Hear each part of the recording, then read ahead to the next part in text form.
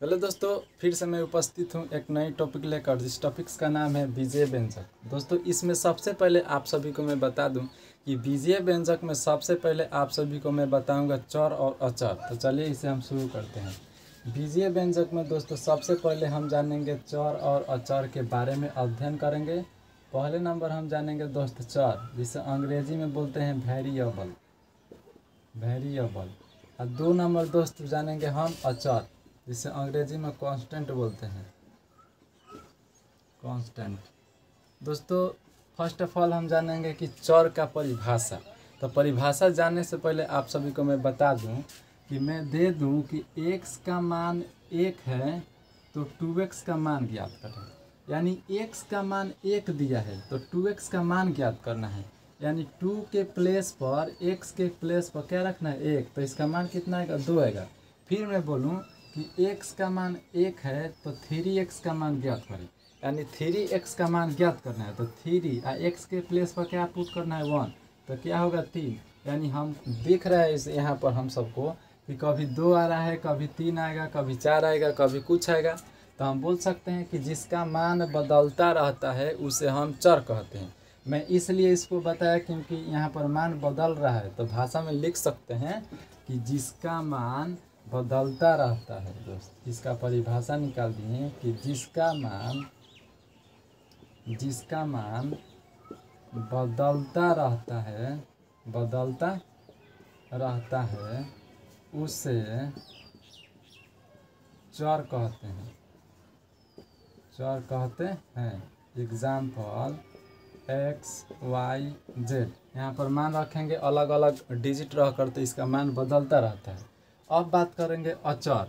अचर में जो गिनती की जितनी भी संख्याएं होती है ना, उसमें ये आता है। तो यदि मैं कहीं लिख दिया 7 तो उसको 7 ही पढ़ा जाएगा। मैं कहीं लिख दिया 5 तो उसको 5 ही पढ़ा जाएगा। मैंने कहीं लिख दिया 9 तो उसको 9 ही पढ़ा जाएगा। यानी साफ तौर पर बोले जिसका मान नहीं बदलता है उसे हम अचर कहते हैं। इसका अपोजिट तो भाषा में लिख सकते हैं कि जिसका मान नहीं बदलता है उसे अचर कहते हैं। एग्जाम्पल 2, 7, 11, 20। यानी ये जो डिजिट यहाँ देगा ना वो इतना ही रहेगा। 2, 7 ये बदलने वाला नहीं है इसके जैसा, ठीक है। तो चर और अचर में इतना ही फर्क है कि जिसका मान बदलेगा वो चर कहलाएगा और जिसका मान नहीं बदलेगा उसका मान अचर बोला जाएगा। आई होप आप सभी समझे होंगे। चलिए आगे की तरफ बढ़ते हैं। चर और अचर जानने के बाद हम जानेंगे दोस्त बीजीय व्यंजक के प्रकार। बीजीय व्यंजक के प्रकार के बारे में अध्ययन करेंगे दोस्त। पढ़ेंगे हम बीजीय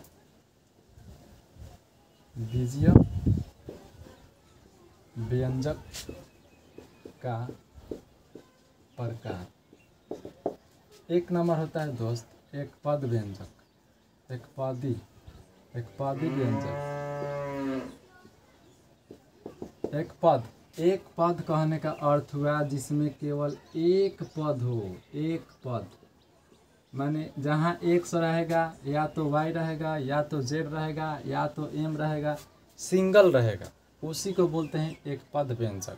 तो भाषा में हम परिभाषा में लिख सकते हैं जिस व्यंजक में केवल एक पद हो। जिस व्यंजक में केवल एक पद हो, तो इसका परिभाषा में लिखेंगे कि जिस व्यंजक में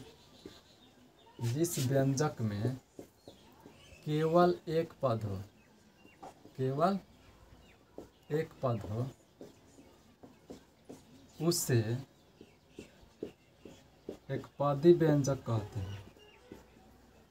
एक पदी व्यंजक कहते हैं। एग्जाम्पल इसका देखिए जरा। जैसे मैं दे देगा 2x, 4x, z। सिंगल है, इसमें कोई जाति वाला नहीं है कि इसमें y शामिल है, z शामिल है, नहीं है। अलग अलग रहता है। 2x तो 2x, 4x तो 4x, z तो z, m तो m। अब इसके बाद हम बात करेंगे 2 नंबर में दोस्त द्विपद व्यंजक।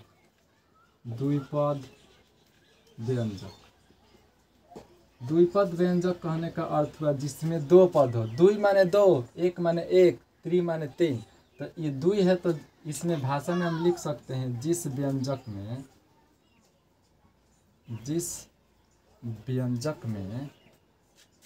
केवल दो पद हो उसे द्विपद व्यंजक कहते हैं दोस्त। द्विपद व्यंजक कहते हैं। एग्जाम्पल जैसे में देखिए 2x प्लस में y, एगो पद यहाँ पर है और एगो पद यहाँ पर है, तो ये यहाँ पर द्विपद हो गया। इसको अलग रखेंगे तो एक पद हो जाएगा। फिर देखिए x प्लस में y, m माइनस n, द्विपद हो गया दोस्त, इसी को बोलते हैं द्विपद। 3 नंबर में हम जानेंगे त्रिपद व्यंजक। त्रि का अर्थ होता है जो तीन, त्रिपद व्यंजक।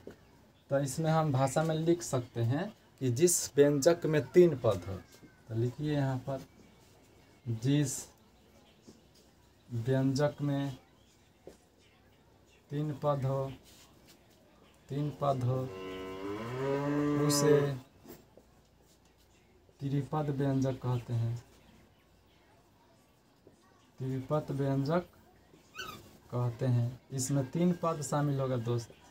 एग्जाम्पल के तौर पर x प्लस में y प्लस में z, m n प्लस में p, 3 पद है, 1 2 3, 1 2 3। आई होप आप सभी इसका व्यंजक के प्रकार समझ गए होंगे। इसके बाद कुछ हम सवाल लेते हैं। चलिए सवाल लेंगे तो और क्लियर होगा। देखिए कैसे क्वेश्चन होगा दोस्त कि देखिए क्वेश्चन कि 2x में x को जोड़िए।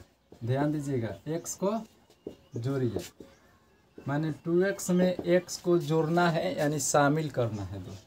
तो 2x लिखेंगे या प्लस में x लिखेंगे, इसे जोड़ेंगे तो कितना होगा 2 गो एगो, 2 गो एगो 3 गो तो 3x।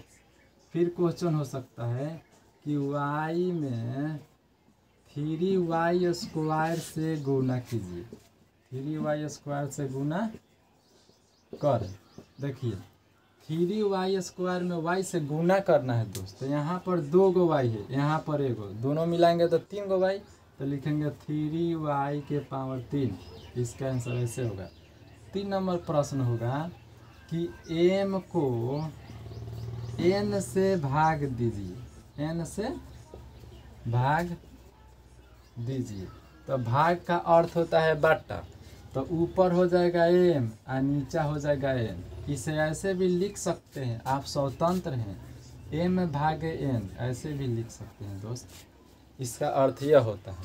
फिर क्वेश्चन लेंगे कि x प्लस y में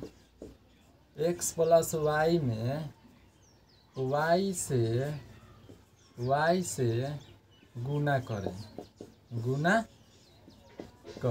तो x प्लस y में क्या चीज़ से गुना करना है? y से। तो गुना कीजिए, y में x से गुना, x y प्लस है तो प्लस, y में y से गुना y स्क्वायर। इसका शानदार सा आंसर इतना होगा। उम्मीद करते हैं आप सभी समझे होंगे। मिलते हैं अगले वीडियो में। Bye bye.